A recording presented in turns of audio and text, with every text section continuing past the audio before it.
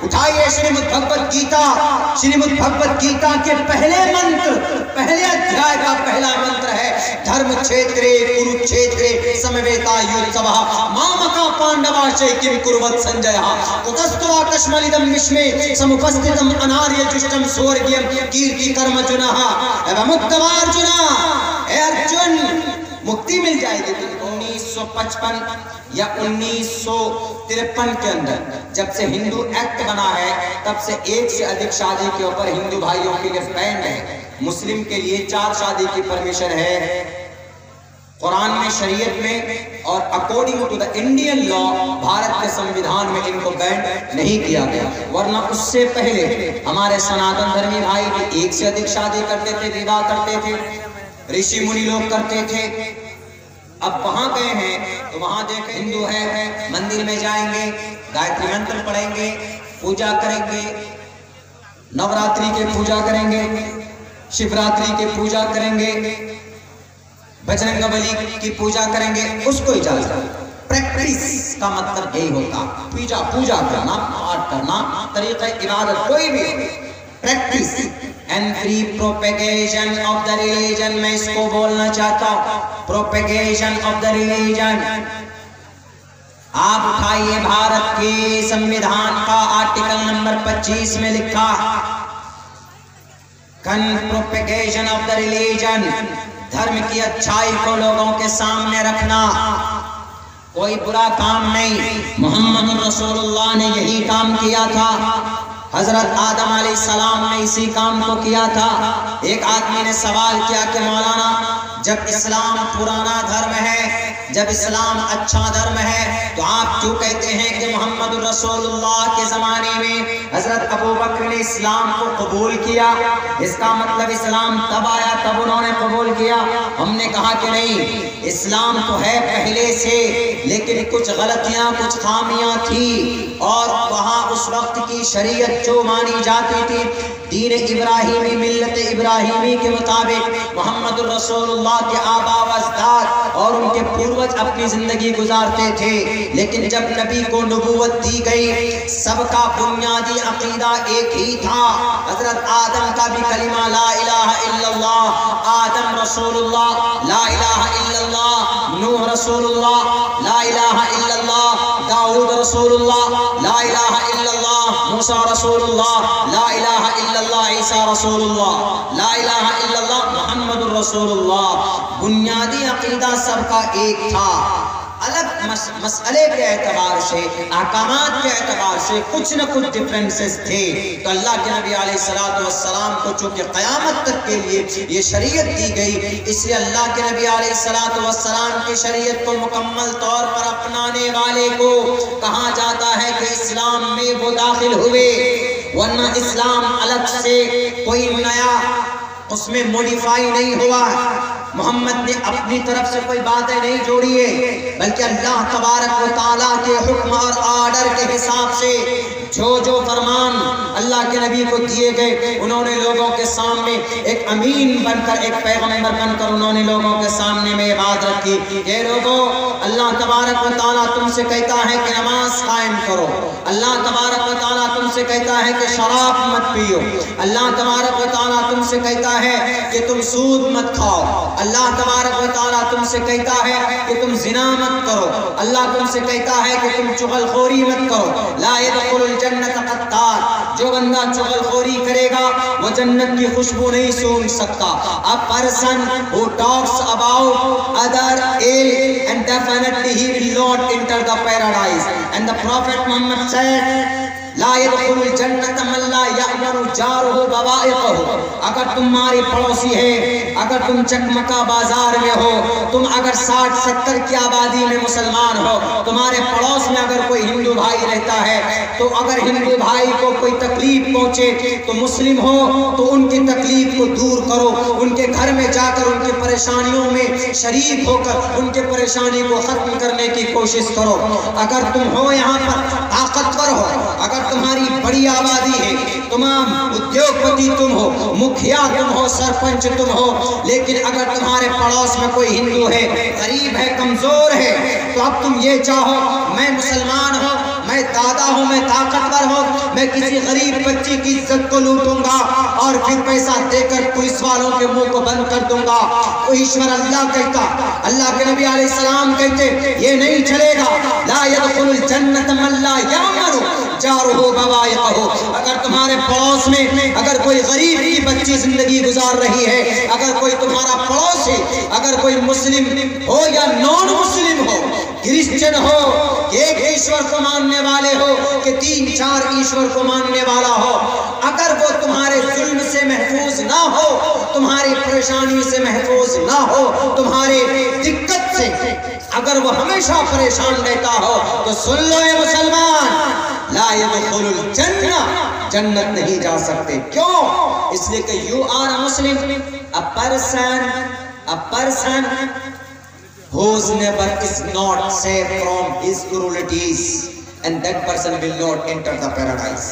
The Bukhari mentioned, Bukhari के अंदर साफ रिवायात मौजूद। इसी को कहा था, इसी को हमने कहा था किसी जमाने में एक बड़े गुरु को कि सर बहुत अच्छी बातें कही, प्रशस्ता धार्मिकी विदिति यशसा मास्मगमः, प्रशस्ता धार्मिकी यशसा विद्यते। आदमी को धार्मिक बनना चाहिए, इस हिसाब से धार्मिक बनना चाहिए कि अपने उसके धर्म के हिसाब से जो जो ऑर्डर दिए गए उनके परमात्मा और उनके अल्लाह के जरिए उस पर मुकम्मल तौर पर अमल करना चाहिए। किसी पर उंगली उठाने से किसी का धर्म नीचा नहीं होता, किसी का धर्म बड़ा नहीं बनता। पूछिए ना, गुरुजी तो चले गए, ये जनाब बन गए, वहां पर जाने के बाद लेकिन इल्जाम मोहम्मद रसूलुल्लाह ने 11 शादी क्यों की? आई हैव ऑब्जेक्शन, हमें एतराज है, इसीलिए हम जा रहे हैं। तो जाओ ना जी, कौन रोका आपको? लेकिन आप क्यों इल्जाम लगा रहे हैं मोहम्मद रसूलुल्लाह पे? अच्छा, 11 शादी की मोहम्मद रसूलुल्लाह ने, तो आपने इल्जाम लगा दिया कि मोहम्मद ने 11 शादी क्यों की। अब जहां गए हैं आप तो बन गए जितेंद्र त्यागी जी बन गए। अल्लाह आपको और हिदायत दे, समझ दे। चलिए वहां चले गए, सनातन धर्म को अपनाया आपने, लेकिन आप जल्दी जल्दी हनुमान चालीसा याद कर लीजिए। वो न्यूज का एंकर पूछता उससे कि हनुमान चालीसा आता है सर? मुकम्मल तौर पर आपने कबूल किया कि नहीं किया सनातन धर्म को? वो कहता है कि हमको अभी हनुमान चालीसा याद नहीं हुआ, अभी हनुमान चालीसा याद कीजिए। लेकिन एक बात, हाँ, यहाँ तो नबी की 11 शादी पर आपको एतराज। जहां जिस प्लेटफॉर्म पर गए हैं ना, उस प्लेटफॉर्म पर बहुत महान, उस जमाने में भारत के अंदर 1955 या 1953 के अंदर जब से हिंदू एक्ट बना है, तब से 1 से अधिक शादी के ऊपर हिंदू भाइयों के लिए बैन है। मुस्लिम के लिए 4 शादी की परमिशन है कुरान में, शरीयत में, और according to the Indian law Bharat के संविधान में इनको बैन नहीं किया गया। वरना उससे पहले हमारे सनातन धर्मी भाई भी 1 से अधिक शादी करते थे, विवाह करते थे, ऋषि मुनि लोग करते थे।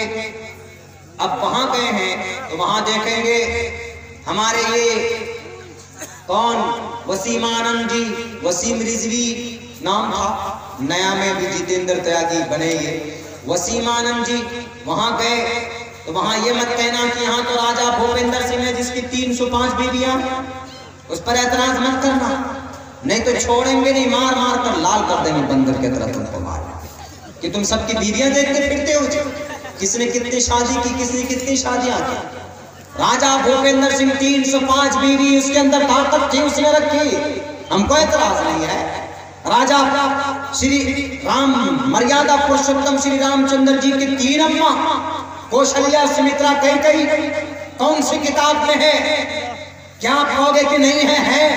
हिंदू भाई मानते हैं, लेकिन क्या आप एतराज करोगे उस पे कि नहीं जी क्यों शादी की राजा दशरथ ने? अरे भाई की तो रख रहे ना, वो तुम्हारे पेट में क्यों दर्द है? अच्छा वो छोड़ो, आप कहोगे कि जनाब श्री कृष्ण जी ने 1623 बीवियां की क्यों की उन्होंने, उनकी इच्छा थी तो की, सबके साथ उन्होंने बराबरी का इंसाफ किया, आपके पेट में क्यों दर्द होता? आप कहने लगे कि अच्छा राजा चित्रकेतु जिन्होंने 1 करोड़ शादी की, 1 करोड़ बीवी के राजा चित्रकेतु, परमात्मा आए, उनके संतान नहीं थे, संतान के चक्कर में इतनी शादी होता है ना हमारे यहाँ भी, जब बच्चे नहीं होते हैं तो 1 नहीं 2 शादी कर लेता, 3 शादी कर लेता कि जी संतान होंगे। तो राजा चित्रकेतु, पुराण में उनका तज़किरा है, तो राजा चित्रकेतु की 1 करोड़ बीवी हो गई, लेकिन जब नहीं हुआ तो एक बड़े ऋषि मुनि आए, उनके प्रकट हुए, कहा कि महोदय देखिए ना महाराजा, हम उनको संतान की प्रॉब्लम, कहा कि तुम्हारी जो पहली बीवी है उसको लाओ, उसको लेकर आए। उनके बाद जब तब कुछ करने के बाद मंत्र श्लोक वगैरह पढ़े गए, तब जाकर उनको एक संतान पैदा होता। तो राजा चित्रकेतु की 1 करोड़ बीवी है, तो आप वहां पर जाओगे, आप कहोगे कि अरे वाह, वहां तो इस्लाम में थे तो वहां 11 बीवी थी तो हजम नहीं हुआ। आप FIR लिखकर सुप्रीम कोर्ट पहुंच गए। अब राजा चित्रकेतु की 1 करोड़ बीवी देखोगे तो भी सुप्रीम कोर्ट पहुंचोगे, तुम्हें रहने ही नहीं देंगे इस देश में। क्यों सबके बीवी को तान झांक करते हो? तुम्हारी बीवी छोड़कर चली गई, इल्जाम पे इल्जाम। क्या इल्जाम लगाया उन्होंने? अरे ये तो जिहादी है, कुरान में नबी नौ जिहाद में शामिल हुए, लड़ाई की। गलत है मेरे हिंदू भाइयों, इट्स मिसअंडरस्टैंडिंग। उसको नॉलेज नहीं है, वो जाहिल है, जाहिल इलिटरेट है। वो जंग करना, लड़ाई करना बवक्ते जरूरत किनसे? उनसे, दुश्मनों से, राक्षसों से, शत्रुओं से जरूरी होता है।